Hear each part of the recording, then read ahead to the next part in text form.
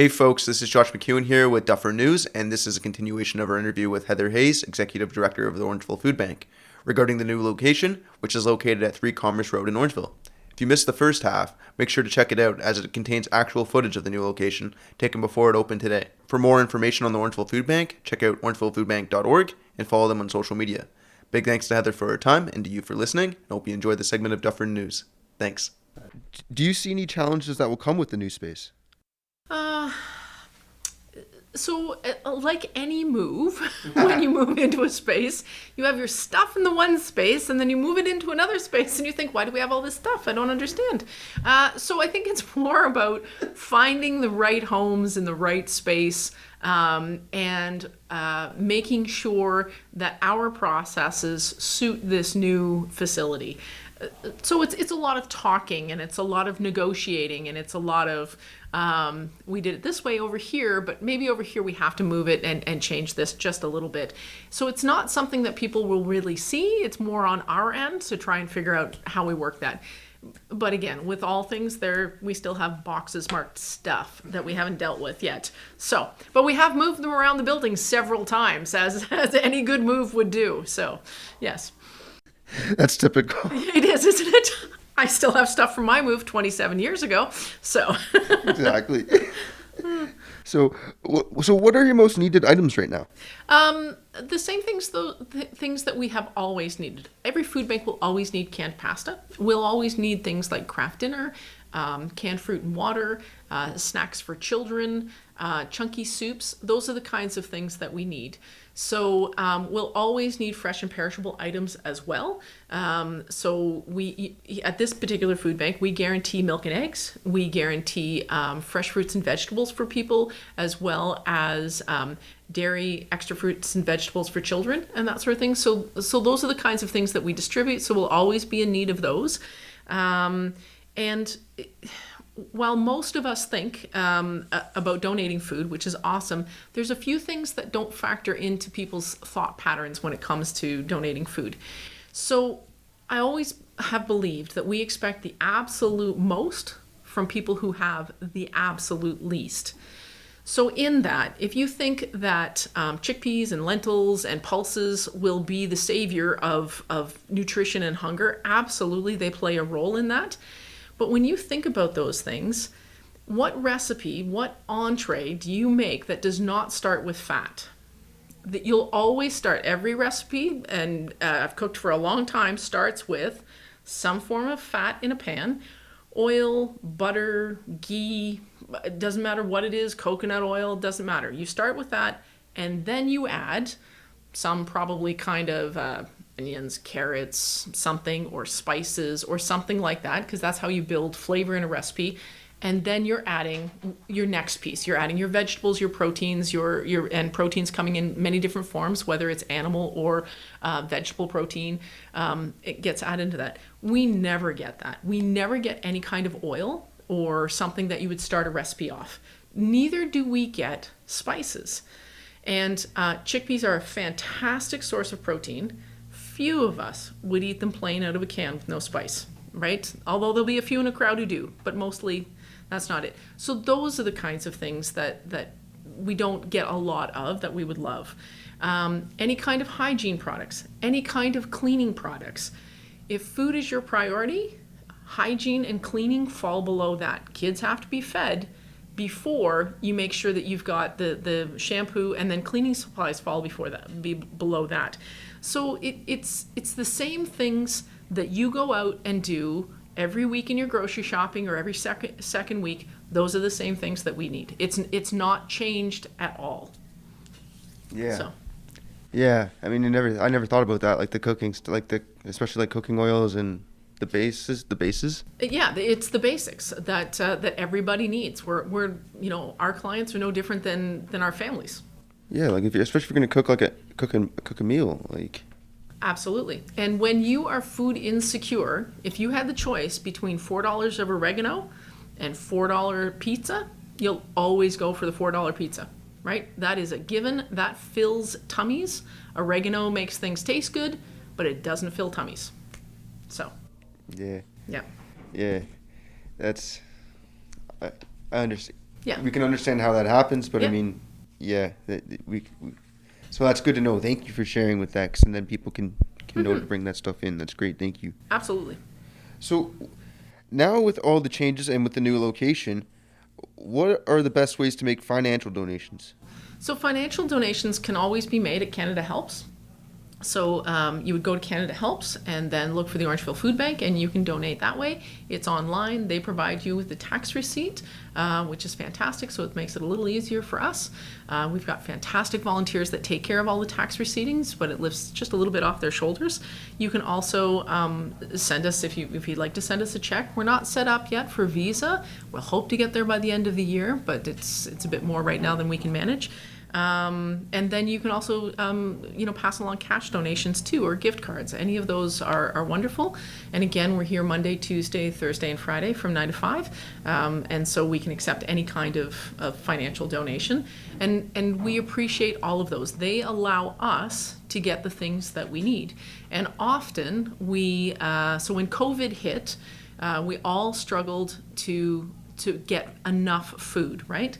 So grocery stores were really tapped out. But for our food bank, for us to be able to buy, we have always supported local. We've always supported the local grocery stores, even though pricing would have been cheaper going someplace else. But at that point, we couldn't do that. We actually started 5 separate email accounts, all based on our personal email addresses, just to be able to access Walmart and Loblaws for their shopping. It was slightly confusing in the beginning. But then even that wasn't enough for us to be able to buy the food that we needed. So the milk and the eggs, the fresh fruits and vegetables, and some of those fruits and vegetables and milk you just couldn't get your hands on. We made a lot of phone calls. So from that, we ended up having to buy from particular suppliers, from large scale suppliers. Having those financial donations allowed us to do that, because I'm not buying 4 cases of corn to get me through that week. I'm buying a skid of corn, right? And that's the only way I was able to buy it.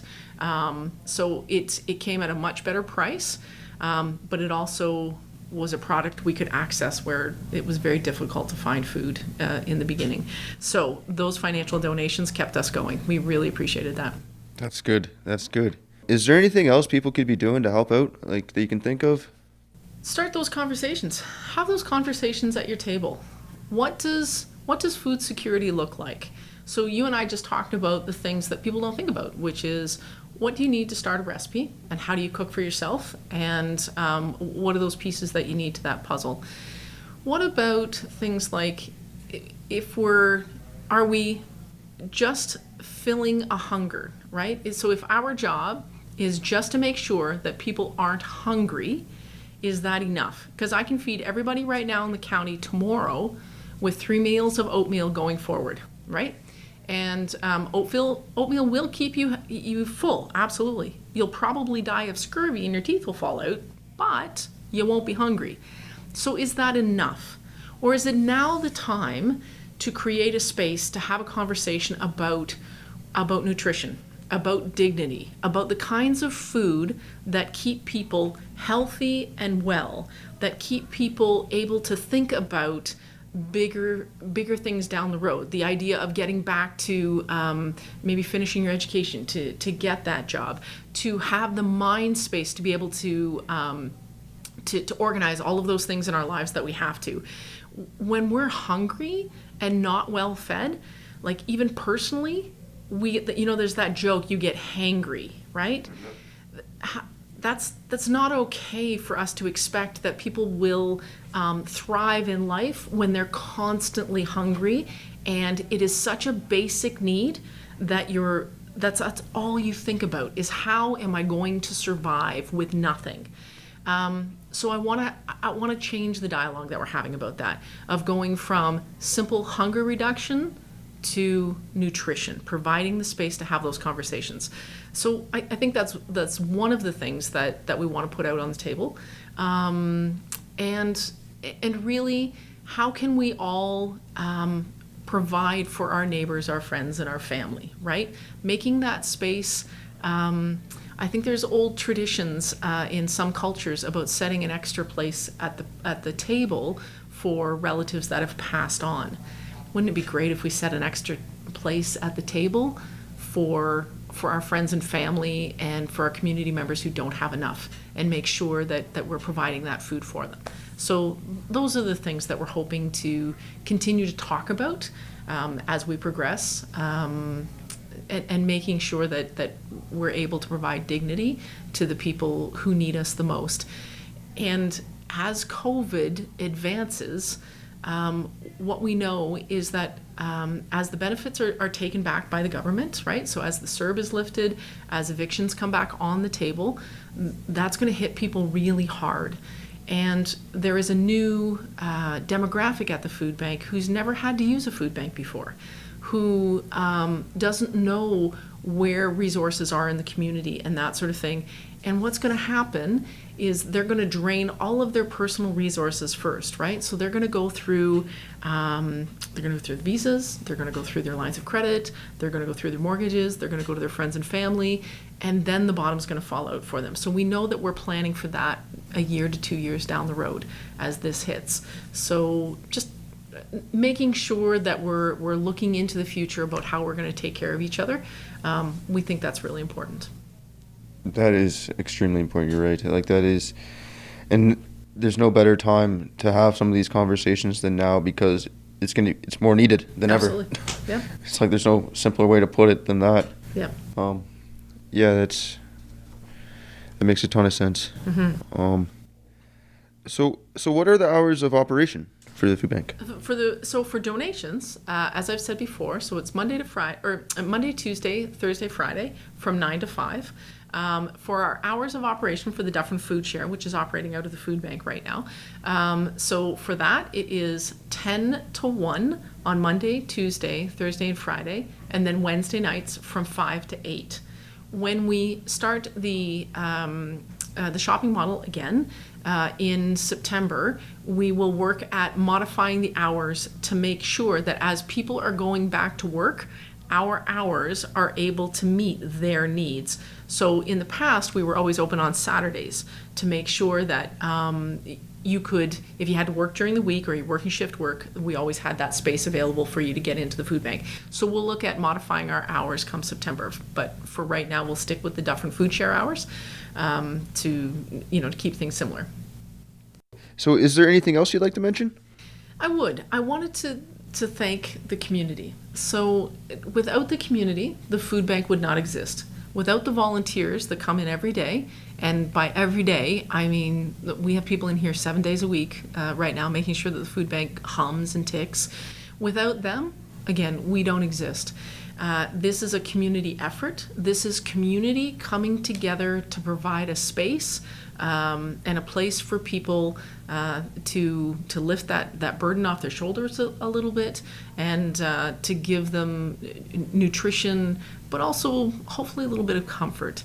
I've often said that we should be no less than sunshine and lollipops, and this new space is over the top sunshine and lollipops. And which is fantastic. When we started down this journey, I was pretty sure that you could build beautiful as well as you were going to build ugly, and we chose beautiful because we want to provide that space that gives people breathing room, that gives them dignity, and that is a welcoming place for every member of our community to come and find a little bit of joy, a little bit of peace, and some comfort. So a huge thank you to everybody who made that possible, to the donors, to the community foundations that made sure, the Larry Schaefer Foundation, the Morning View Foundation, that made sure that we were able to do this, all of the community donors, and all of the builders and the tradespeople that we've had in this building to make this possible. Everybody has donated to get this up off the ground. The furniture is donated. The bits in the building are donated. It's without the community, this would never have happened. And it makes me stupid happy every day I come in. You were giggling this morning. I was giggling because this is stupid. Melon sorbet, for heaven's sakes. This is happiness personified. Melon sorbet, and it's just paint, but it changes. It changes what we do here. Paint and beauty and comfort and all of the joy that has gone into this building. we have made sure that, we have poured joy in this building so that this building will pour joy back out into the community. So I just couldn't be more thankful to have this job, to be in this space with volunteers, and to be able to provide what we do for the community. It's, boy, we're just so lucky. Well, So lucky. you've helped usher in a big change here. This is awesome. Like this is going to help benefit people for a long time to come. Like this is awesome. Yep, stupid happy. This Stupid is great. happy. This is great. Well, is that it? Yep. Awesome. Thank you, Josh. Thank you for shining a light on so many different stories in our community and providing that service to the community. We really appreciate it, and it's always a joy and a pleasure to talk to you. All right, everybody. That was Heather Hayes, Executive Director of the Orangeville Food Bank, letting us know about the new location, which is at 3 Commerce Road in Orangeville. Thank you, Heather, for your time and for making this possible. It was great to see the new facility and to learn how it will benefit the community for many years to come. Again, to learn more about the Orangeville Food Bank and how you can help fellow members of your community, check out orangevillefoodbank.org or follow the Orangeville Food Bank on social media. If you somehow missed the first segment, make sure to check that out, as it contains footage of the new location before it opened, and if on the off chance it's not easily accessible to you after this video, you'll be able to find it on our website, dufferin.news. Anyways, big thanks to the audience for listening, and until next time, have a great one. Thanks.